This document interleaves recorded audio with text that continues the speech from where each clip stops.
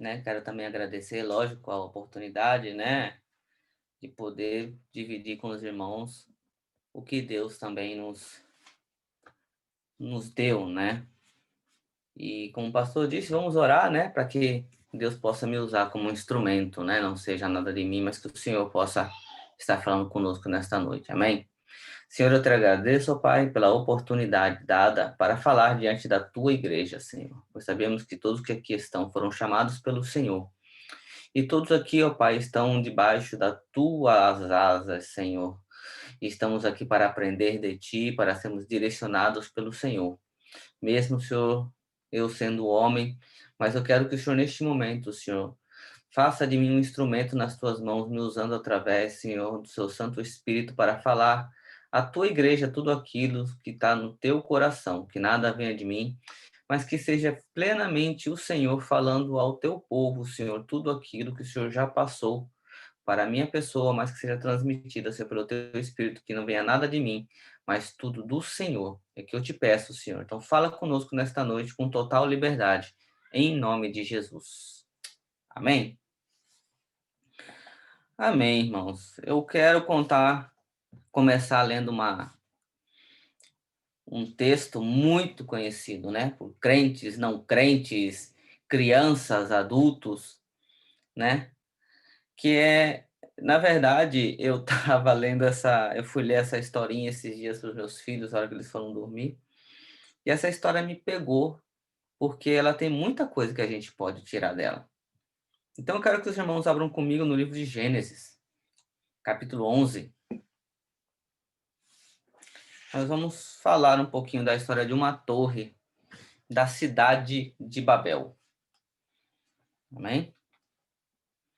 Gênesis capítulo 11, do versículo 1 ao 9. Glória a Deus, aleluia.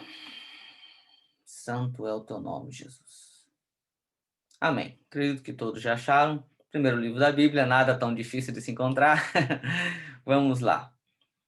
E era toda a terra de uma mesma língua e de uma mesma fala. E aconteceu que, partindo eles do Oriente, acharam um vale na terra de Sinar, e habitaram ali. E disseram uns aos outros: Eia, façamos tijolos e queimemo-los bem. E foi-lhes o tijolo por pedra e o betume por cal. E disseram: Eia, edifiquemos nós uma cidade, e uma torre cujo cume também toque nos céus, e façamo-nos um nome, para que não sejamos espalhados sobre a face de toda a terra.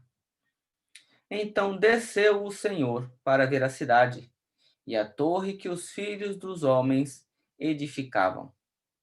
E o Senhor disse: Eis que o povo é um, e todos têm uma mesma língua, e isto é o que começam a fazer. E agora não haverá restrição para tudo o que eles intentarem fazer. Eia, desçamos e confundamos ali a sua língua, para que não entendam um a língua do outro. Assim, o Senhor os espalhou dali sobre a face de toda a terra, e cessaram de edificar a cidade. Por isso, se chamou o seu nome Babel, porque ali confundiu o Senhor a língua de toda a terra, e dali os espalhou o Senhor sobre a face de toda a terra. Amém? Apesar de muitos pensarem que o nome da torre é Babel, né, é a torre da cidade de Babel, que então se tornaria Babilônia, da região da Caldeia, né, de onde viriam os caldeus futuramente, para levar o povo cativo. E essa é uma história muito conhecida por todo mundo, a gente conta para as crianças, né, de quando todos falavam o mesmo idioma, e foi aqui então que eles passaram a falar a glória do alemão, a glória do inglês, né? Foi aqui onde a coisa complicou para o nosso lado, né? A gente. Oh, Jesus amado. Mas, irmãos, aqui a gente extrai uma lição muito grande.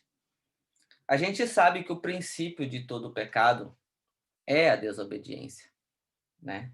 A gente lê isso mais no início de Gênesis, quando, né, o homem peca porque não obedeceu ao Senhor, então vem todo aquele problema. E então aqui nessa parte um pouquinho antes aqui da Torre de Babel, a gente vai encontrar a história de Noé e tem o dilúvio e aquelas coisas todas. E o que que acontece? Com a nova geração, vamos dizer assim, né, de Noé, o povo era para ser um povo nômade, né? Para que eles se espalhassem novamente pela terra, povoando a terra. Deus não tinha nenhum interesse que o homem, neste momento, parasse e fizessem cidades, fizessem edificações, se juntassem como grupo, né? Porque a intenção era continuar se espalhando, né? Então aqui só que acontece que a maldade do homem não morreu com o dilúvio, infelizmente, né? Apesar do Senhor ter matado praticamente quase todo mundo, deixando apenas Noé e a sua família, a gente vê que logo depois, quando né, Noé sai da arca com seus filhos, logo o próprio Noé, né, já a primeira coisa que ele faz é uma vinha, e aí tem toda aquela complicação com o filho Cã, que é amaldiçoado, e ou seja, todo esse problema que aconteceu. E o que acontece é que dentro do coração do homem ficou uma necessidade, né, de querer ainda ser como Deus, ainda ser grande, ainda ser famoso, ainda ser poderoso, né? Não entendemos e não nos tornamos humildes como deveríamos ter sido desde o princípio no Jardim do Éden. E isso levou o homem, então, a fazer o que ele fez, né? Cansados de andar, né? A gente lê aqui que eles então quiseram parar, construir uma cidade, ficarem famosos, né? Em algumas versões vai estar escrito, né, façamos para nós um nome, em outras versões vai estar e quiseram ficar famosos, poderosos e construir uma torre, né? Construir ali então algo que os levasse às alturas, algo que fizesse tocar os céus, né? Para que todos pudessem ver que aqueles homens naquela cidade, né? Eram grandes, eram homens inteligentes, né? Que começaram, foi aí então que começaram a construir tijolos, não usavam pedras, passaram a usar tijolos no lugar das pedras, né? Então começaram a criar coisas para se desenvolver humanamente falando. Mas esse desejo, ele cresceu demais, né? E a gente vê no Jardim do Éden que o inimigo usou para fazer que Adão e Eva pecassem foi exatamente o desejo de querer ser igual a Deus, né? Porque isso foi o que ele mesmo quis ser enquanto ele estava com Deus, né? Colocar o seu trono ao norte para que ele pudesse também ser igual a Deus. E será que isso mudou? Será que isso ficou para trás? Será que hoje nós também ainda não construímos as nossas torres?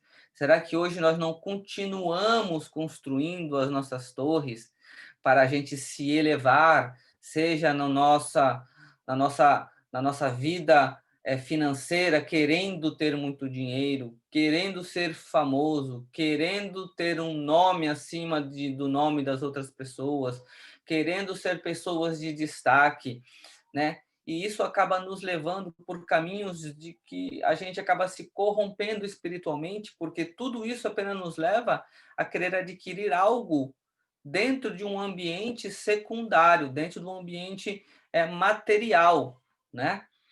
E Deus acaba olhando e fala, esse não foi meu plano para vocês. Porque a gente quer ser melhor do que o outro, a gente quer fama, a gente procura segurança fora de Deus. E esse é o erro do homem. Nós procurarmos nome fora do nome de Jesus, procurarmos riqueza fora das riquezas do Senhor, procurarmos segurança fora da segurança de Deus. E a gente constrói essas coisas para nós.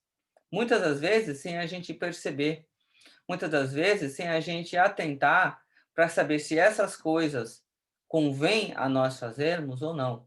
Lógico, nós temos que fazer planos, temos que trabalhar, né? Temos que procurar ter a nossa vida, né? Dentro até onde o Senhor nos proporciona. Mas a questão é que o nosso coração, ele jamais pode se desvincular do Senhor, para que ele possa ser ligado nas coisas terrenas, para que você não queira ser mais do que ninguém, porque diante dos olhos do Senhor, eu e você somos iguais. Por mais que eu tente ser melhor do que você, aos olhos de Deus, ele nunca vai enxergar dessa forma.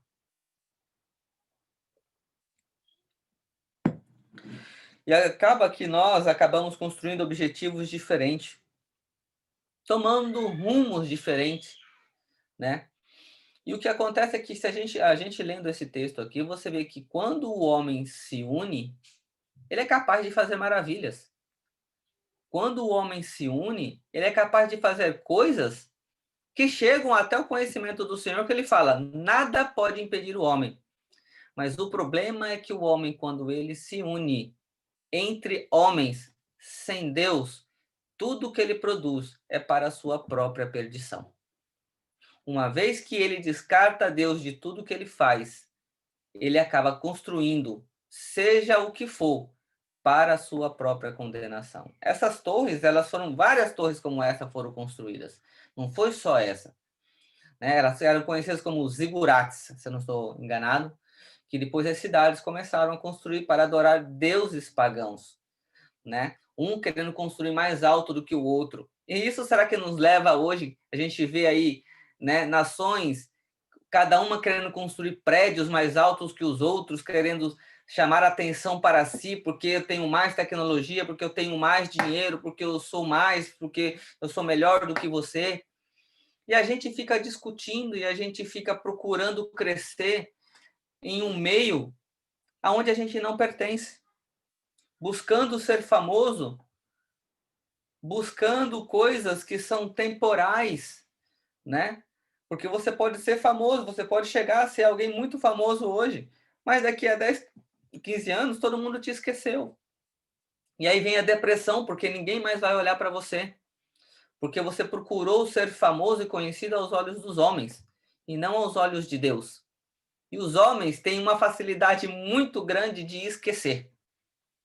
Os homens têm uma facilidade muito grande de só dar valor àquilo enquanto ele está tirando o proveito, o que é diferente para com o Senhor. O que acontece é que nós acabamos, assim como esses homens, construindo essas torres, fazendo cada um o seu caminho. Muitas pessoas acabam querendo construir o seu próprio caminho para atingir o céu. Muitas pessoas acabam criando suas escadarias, acabam criando as suas torres, pensando em chegar ao céu pelos seus próprios esforços. Eu vou estudar, eu vou trabalhar, eu vou ser famoso, porque assim eu vou construir o meu caminho para o céu. Não era isso que esse povo estava querendo fazer? Construir a torre mais alto, porque eu chegarei, assim nós chegaremos até o céu, perto de Deus, ou dos deuses, seja lá da forma que eles pensavam. E o erro do homem hoje continua sendo um mesmo erro, nada é diferente. Nós continuamos errando nas mesmas coisas a quais Deus vem chamando a nossa atenção ano após ano, década após década e séculos após séculos. Que nós continuamos procurando fazer e construir o nosso próprio caminho para o céu. E acontece que nenhum desses caminhos nos leva para o céu. Porque se Deus, ele não... Aí a gente lê aqui, que Deus, então, ele vem e ele observa o que aqueles homens estavam falando.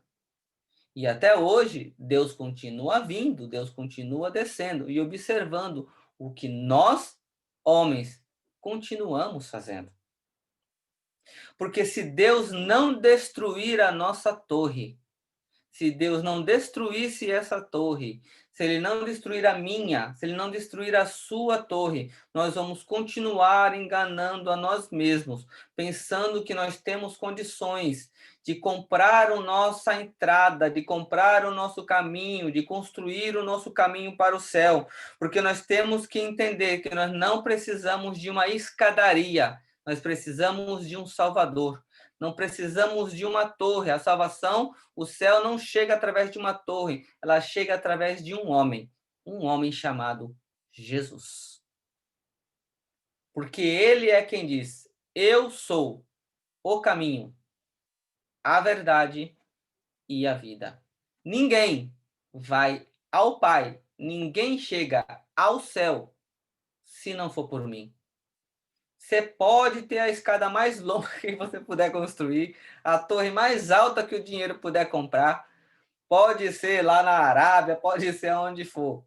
Não chega perto. Não vai conseguir chegar. Porque só há um único caminho. Só há uma única forma. Porque a história, ela nos conta que é impossível. É impossível o homem chegar ao céu. Nós não conseguimos chegar ao céu. A única forma de nós chegarmos ao céu seria o céu vindo até o homem. A única forma de nós podermos é ser levados para lá, mas nós não conseguiríamos ir por conta própria. A gente mesmo vê no Jardim do Éden, Deus vinha ao jardim conversar com Adão.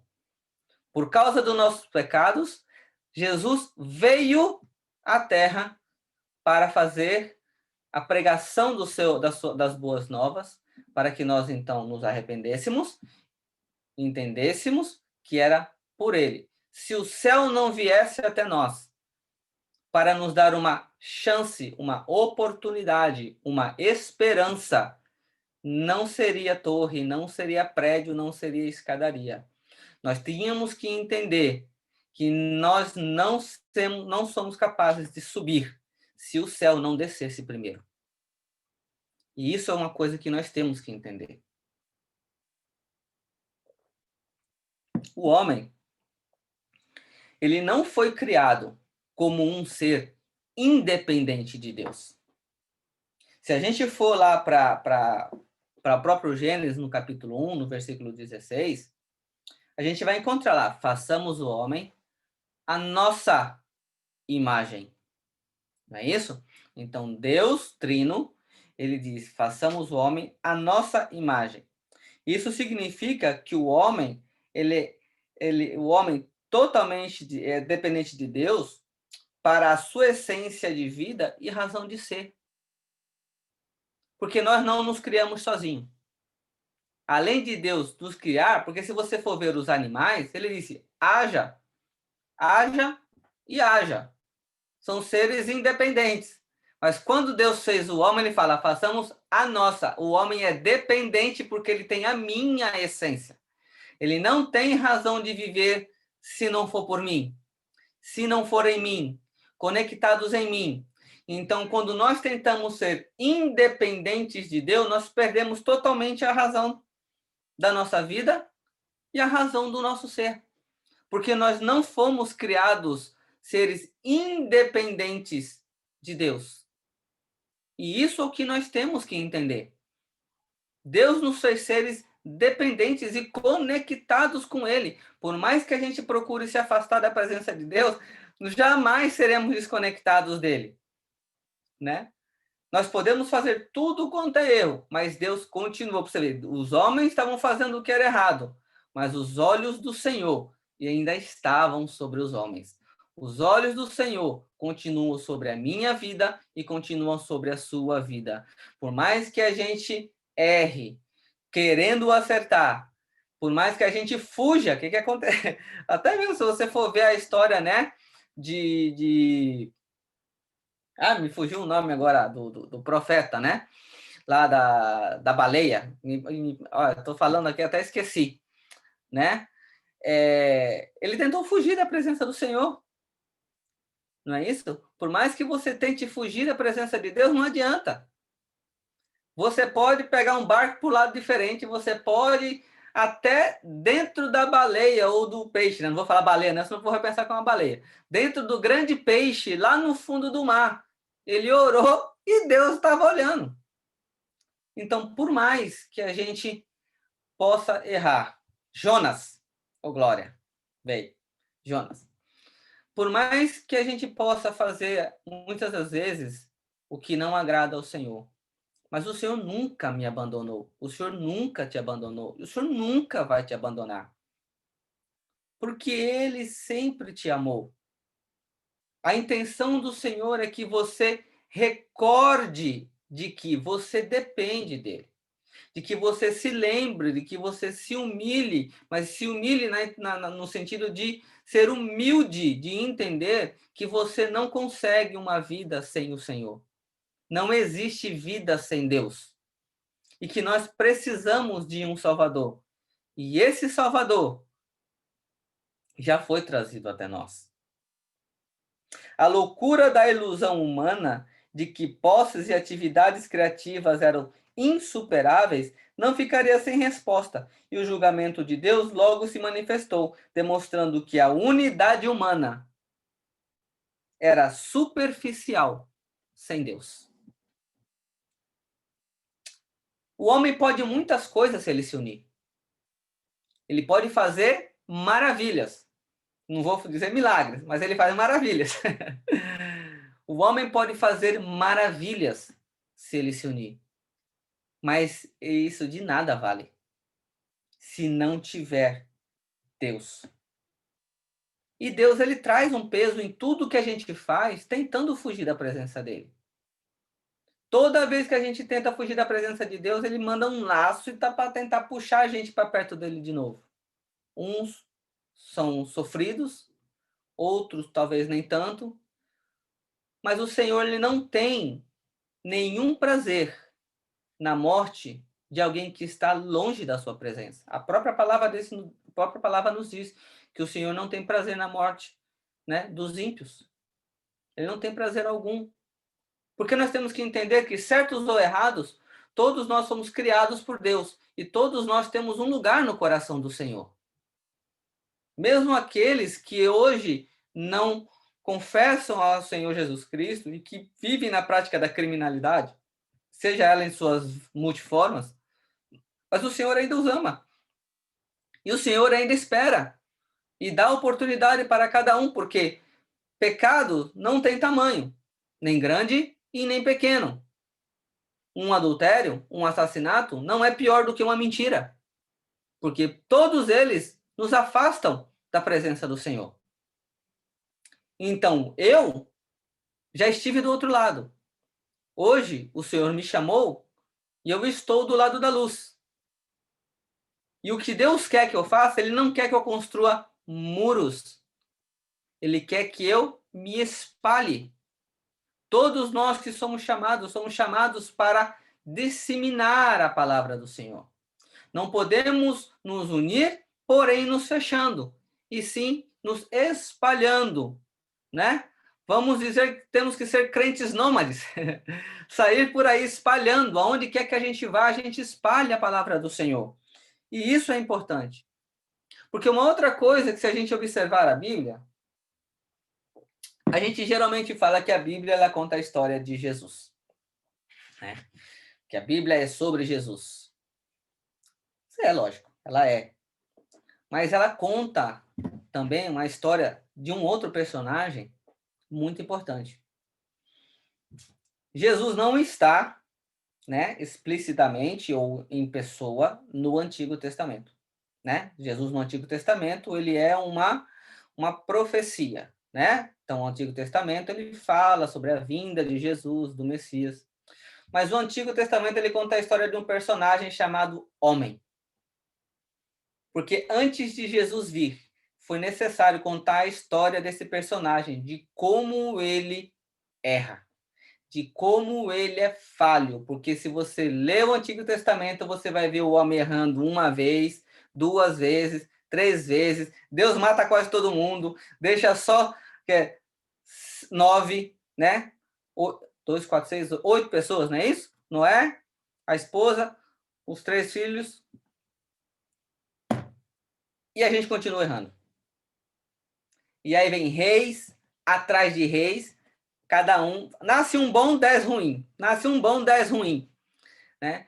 Então, a história da Bíblia, ela conta como nós somos falhos, estando unidos ou estando separados, porque todos esses homens que tentaram andar sem a direção do Senhor, todos falharam. Todos erraram. E o mais importante é que se o homem tentar se basear na sua inteligência, na sua sabedoria, Deus também não deixou barato.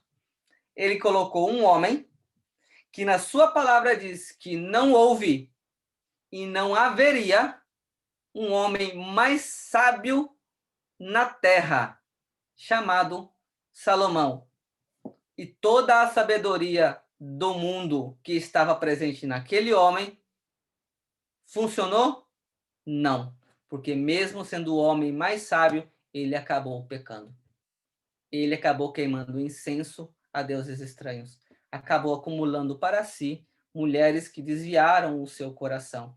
Então, até aí Deus nos mostra, não adianta você ser o homem mais sábio da terra. Não adianta você ser o homem mais rico da terra. Tudo isso, se você não estiver na minha presença, você vai continuar errando. Então não adianta, irmãos, a gente continuar cometendo os mesmos erros. Porque a Bíblia ela conta a história do homem. Porque nós temos que entender no Antigo Testamento que todos nós somos falhos e que todos nós somos dependentes de Deus. Para que então, quando Jesus viesse, nós já tivermos entendido, já tivermos encravado na nossa mente: olha, você não consegue. Então agora eu vou mandar um por qual você será salvo. Então você pare de achar que você é bom, pare de achar que você é poderoso, pare de achar que você é inteligente, pare de achar que você é rico, porque se você continuar assim, não vai dar certo.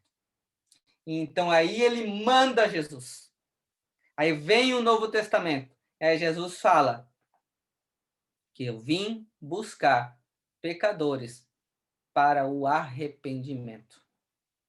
Então, todos nós, pobres, ricos, famosos ou não, todos dependem do Senhor. Todos necessitam, porque a história do homem é assim. Deus conta, Deus, ele criou o homem, mas ele não omite que o homem é falho. Ele fala a verdade. Vocês são falhos. Eu deixei vocês serem ricos, deixei vocês serem inteligentes, deixei vocês serem poderosos, mas vocês têm que entender que uma vez em que vocês não andam na minha presença, vocês não vão conseguir chegar a lugar algum. É um erro do homem, isso eu já falei muitas vezes, pensar, né, que ele vai conseguir sozinho, que ele vai chegar sozinho, que ele tem condições de fazer sozinho. Não tem. Não tem. Porque a Bíblia ela nos conta dos pecados do homem. E no ministério de Cristo, Cristo fala do céu, não é isso? Cristo ele fala que vai nos preparar lugar, ele fala que há muitas moradas, mas a pregação principal de Cristo era: arrependam-se dos seus pecados. Porque o homem já está condenado. Ele já nasce fadado a ser condenado. Porque a natureza humana vai levar ele a este caminho. Então, o ministério de Cristo, ele fala muito sobre condenação, ele fala muito sobre o inferno. Você vai ter aí muitos e muitos exemplos, né? Só dentro mesmo de Jesus falando, não vou falar nem de apóstolos, né? Direta ou indiretamente, porque lá em Mateus 4, não precisa ficar abrindo, vou ser bem rápido. Mateus 4,17, desde então começou Jesus a pregar a dizer: arrependei-vos, porque é chegado o reino dos céus. Arrependam-se dos seus pecados, Parem de andar no caminho da perdição. Aos pecadores, tem lá a mulher adúltera, tem lá o homem que era coxo. Não peques mais. Não peques mais, para que não te suceda coisa pior. O que era o pior? Você acha que o pior era ele ficar paralítico de novo? Não. O pior é ele perder a salvação a qual ele teve a oportunidade. Porque você vai para o inferno, não é porque você pecou, mas é pela salvação que você rejeitou. Porque Jesus está aí, ele veio para mim e para você. Então não há desculpa de nós sermos condenados, não é só pelos nossos pecados, mas é porque nós rejeitamos a salvação que Deus nos deu através do seu Filho Jesus Cristo. Aos fariseus, aos hipócritas, quando Jesus estava conversando com eles, homens que estão enganando a si mesmos, e hoje existem muitos que acreditam ser salvos, que não são pecadores, mas na verdade são. Porque o homem sabia que estava aleijado por pecado, a mulher adúltera sabia que estava cometendo pecado, mas o pior são aqueles que acham que estão certos e na verdade não estão. São aqueles que acreditam andar corretamente. Quantas vezes você já não ouviu pessoas dizer aí, mas eu não vou na igreja não, mas eu tenho Jesus no meu coração, eu não roubo, eu não mato, né? Eu não faço isso, eu não faço aquilo, e Jesus é amor e está tudo certo. Não, não está certo. Tem muito mais. Não é esse o caminho. Ou seja, pessoas que acreditam que porque fazem poucas boas coisas, são salvas. Não era isso que os fariseus achavam? Cumpridores da lei? Não. Eu sou descendente de Abraão, né? Já estou salvo, não preciso fazer mais nada. Eu guardo a lei, eu conheço a Torá todinha. Paulo, não tinha ninguém melhor do que Paulo. E Paulo descobriu que aquilo não valia de nada. Que aquilo era esterco, aquilo não valia nada quando ele encontrou Jesus. O pior são as pessoas que acreditam ser salvas, mas na verdade não são, porque elas acreditam ser salvas pelos seus próprios méritos. Eu dou esmola, não é isso? Eu não roubo, eu não mato, eu não faço isso, eu não faço aquilo. Mas julga tudo e todos. Mas é mente, é desonesto. Pecado é pecado. Nós temos que buscar em Cristo a salvação. E o caminho, que é o caminho do Senhor, que é em Cristo também, não fora dele. O jovem rico, Senhor, o que eu faço para chegar ao céu? Jesus falando, pega tudo que você tem, vende, dá aos pobres e me segue. O caramba, peraí, aí não dá certo. Aí você mexeu num ponto aí, esse espinho é muito grande na minha carne. E ele diz, não, eu guardo tudo. Porque Jesus fala, o que diz a lei? Não, senhor, eu guardo tudo o que diz a lei. Então vem tudo que você tem e me segue. Fala, não, peraí, aí já a conversa é diferente. Né? Homens que acreditam serem cristãos, mas são apegados e aprisionados com as coisas do mundo. São aprisionados nos prazeres, são aprisionados no material, no que possui, e quer mais, e sempre mais. E não é capaz, porque é proibido você ser rico? Lógico que não. Deus teve muitas pessoas ricas no seu ministério. Mas o problema é, aonde estiver o teu tesouro, aí estará o teu coração. Ou onde estiver o teu coração, aí estará o teu tesouro. Ou seja, aonde está, você pode ser rico, mas o seu coração não pode estar na sua riqueza material. Porque a nossa riqueza principal tem que ser no céu, e não aqui na terra. Não é isso que o Senhor fala? Buscai primeiro o reino do céu e a sua justiça. Ele não fala, guardai tesouros no céu, onde a traça, né, onde não corrói, a traça não come. Então, a questão do Senhor é saber aonde está o teu coração. O que é que você realmente dá valor?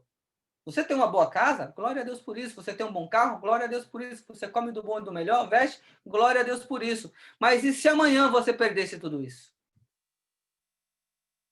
E se acontecesse com você o que aconteceu com Jó? E se amanhã estoura uma bomba ou dá alguma coisa, os bancos prendem o dinheiro de todo mundo e você fica com a roupa do corpo? Deus me deu, Deus tirou. Você falaria isso? O seu coração continuaria firme no Senhor, entendendo que tudo continua no controle de Deus? Será que a sua confiança no Senhor seria uma confiança sem valores financeiros? Seria uma confiança sem saúde? A hora de você bater num leito do hospital e falar assim, não, o Senhor continua cuidando de mim. Que seja feita a vontade do Senhor. Porque Jó em tudo foi provado. Tudo foi tirado e até a sua saúde foi tocada. Mas a palavra do Senhor diz que em nenhum momento Jó blasfemou contra o Senhor.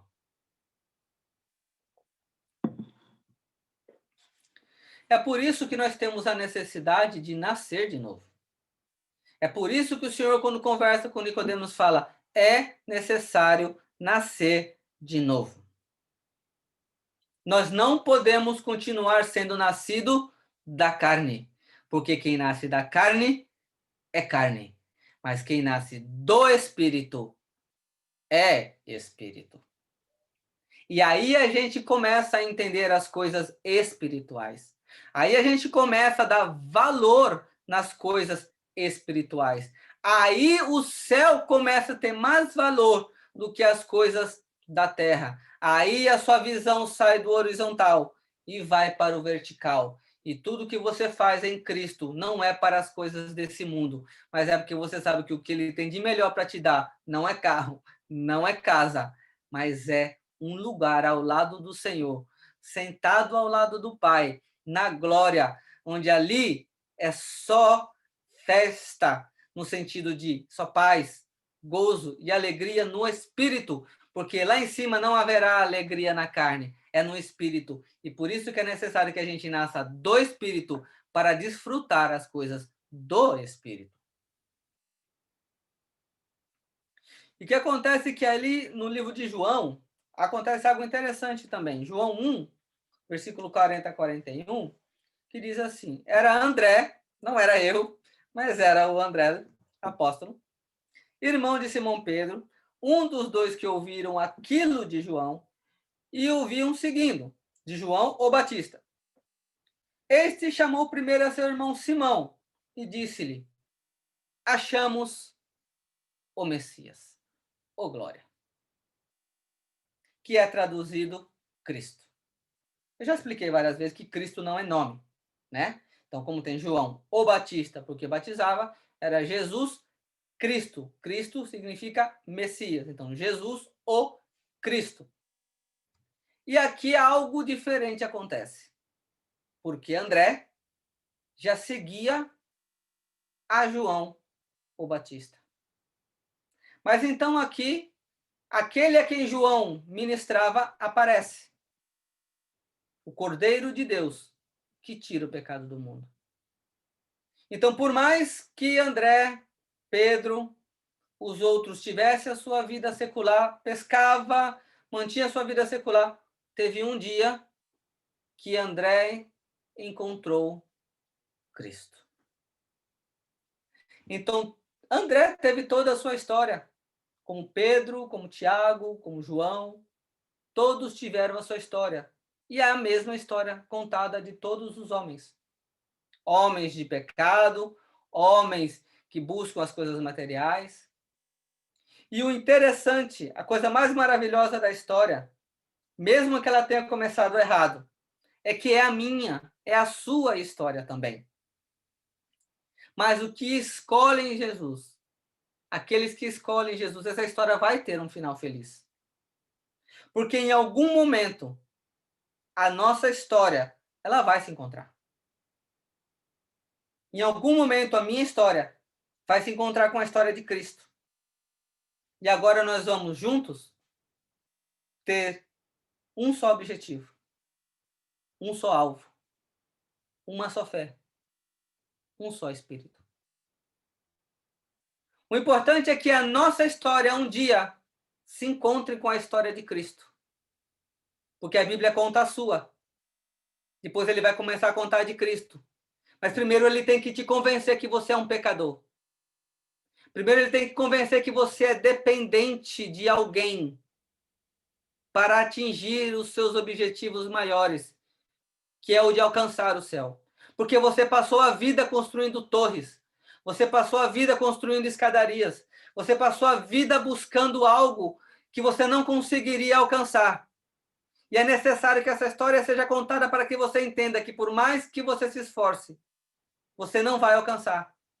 Então, você precisa entender que a sua história precisa se encontrar com a história de Cristo, para que então você consiga alcançar o objetivo, porque é Ele quem leva, é Ele quem dá a direção, é Ele quem tem o poder para fazer você alcançar algo maior. E então, quando a nossa história se encontra com a história de Cristo, tudo muda. O homem natural passa a se tornar um homem espiritual. Aonde você não enxergava, não tinha discernimento por causa das concupiscências da carne, elas vão embora. E através do Espírito você começa a discernir coisas espirituais. Os seus valores mudam, os seus objetivos mudam, o seu caminho muda. Você converte dos seus maus caminhos e começa a andar nos caminhos de Cristo. E aí, para que a gente possa já ir terminando, no mesmo livro de João, no capítulo 1, no versículo 12 e 13. Mas a todos quantos o receberam, deu-lhes o poder de serem feitos filhos de Deus, aos que creem no seu nome, os quais não nasceram do sangue, nem da vontade da carne, nem da vontade do homem, mas de Deus. Aleluia! Então, irmãos, que a minha história, que já se encontrou com a história de Cristo, que a sua história, que já se encontrou com a história de Cristo, que ela tome e continue crescendo e tomando a direção certa. Que a gente consiga agora construir, sim, para Deus. Porque se nós caminharmos com o Senhor, então nós vamos conseguir atingir o nosso objetivo. E qual é o nosso objetivo? Voltar para casa. Porque nós somos expulsos por causa do pecado. E é através da santidade em Cristo Jesus. Toda vez que o homem tenta atingir o céu, ele tenta voltar para casa. E a gente só vai conseguir voltar para casa se nós deixarmos a nossa vida de pecado, se nós nos rendemos ao pé do Senhor e entender que Ele é o caminho. E com Ele chegaremos à verdade, paramos de ser homens mentirosos. E então nele nós encontramos a vida. Porque a vida que nós temos aqui não é vida. Nós temos um tempo aqui, mas a vida só existe em Cristo. Assim como Paulo entendeu, já não vivo eu. Cristo vive em mim. Então que a gente possa dizer a mesma coisa. Que agora a minha história se encontrou com a de Cristo e já não sou mais eu. Mas agora é Cristo que vive em mim. E para onde Cristo for, ele mesmo disse, eu vou preparar lugar. E aonde eu estiver, eu quero que vocês estejam comigo. Então, se Cristo está em mim, aonde ele for, eu estou do lado dele. Eu estou atrás dele, seguindo, confiante que a vitória chegará. Porque aquele que perseverar até o fim será salvo. Amém? Pequena palavra de reflexão para que os irmãos possam continuar refletindo, pensando, melhorando, crescendo, buscando e se aperfeiçoando no Senhor. Que as nossas torres passem a ser torres espirituais, que as nossas escadas sejam escadas espirituais, todas construídas em Cristo, o nosso Salvador. Amém? Eu volto a palavra ao nosso pastor e desejo a paz do Senhor e um bom resto de sábado a todos os irmãos.